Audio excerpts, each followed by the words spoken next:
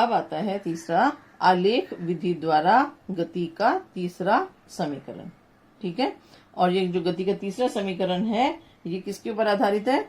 विस्थापन वेग संबंध समीकरण। ये किस पे आधारित है? विस्थापन वेग संबंध। ठीक है बेटा। अब इसको भी अपन कैसे निकालेंगे? जैसे अपन ने दूसरा नियम निकाला था, क्षेत्रफल लेके पूरे का पूरे इस चतुर्भुज का क्षेत्रफल लिया था, उसी तरह से अब हम इसका भी क्षेत्रफल वापस से लेंगे। लेकिन अब अगर तुम ध्यान से देखोगे इसको, आकृति को, तो यहाँ पे देखो, ये जो मैं जहाँ पे अभी मैं पूरा का पूरा एरिया जो है कवर कर रही हूँ। ठीक है,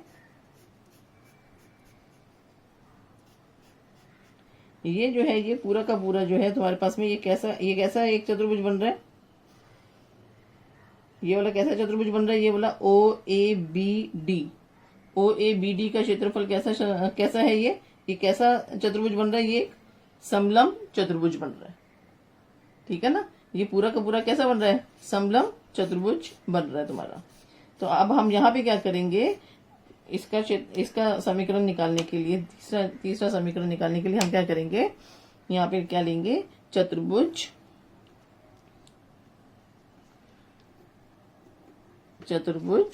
ओ ए बी डी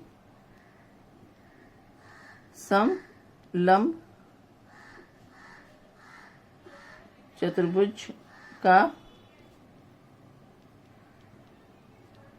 क्षेत्रफल। ठीक है, तो इसका क्षेत्रफल का सूत्र क्या है? 1/2 इज इक्वल टू, ये किसके बराबर होगा? 1/2 समानांतर भुजाओं की लंबाइयों का योग। समानांतर भुजाओं की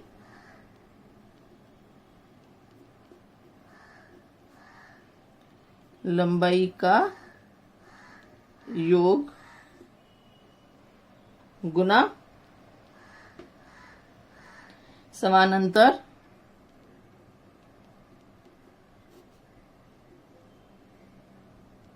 भुजाओं के बीच की लंब दूरी,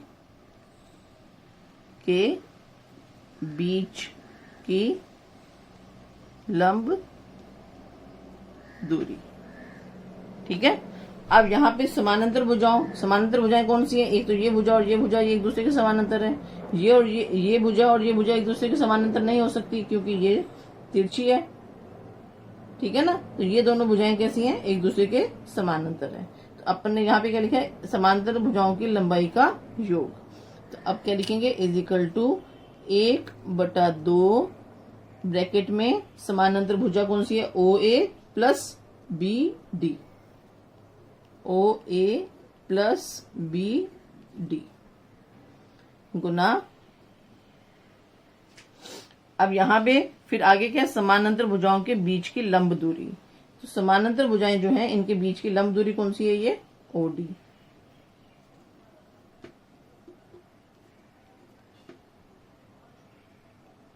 ठीक है, तो अब यहां पे क्या होगा?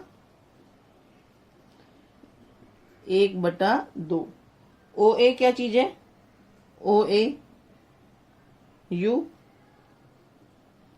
प्लस बी डी क्या है? वी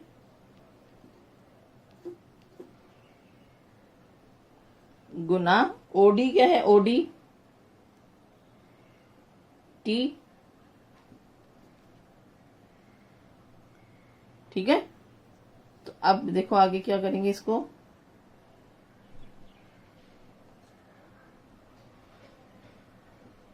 किसके बराबर हो जाएगा? एस के बराबर। तो s is equal to 1/2 v plus you.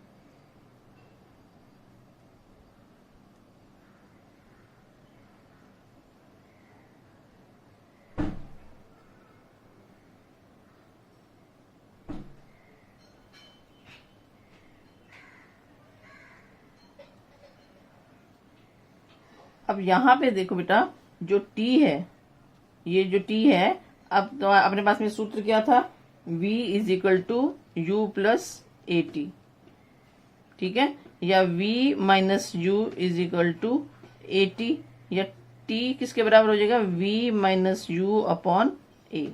तो यहाँ पे जो t का मान है वो हम इस t में रख देते हैं, ठीक है।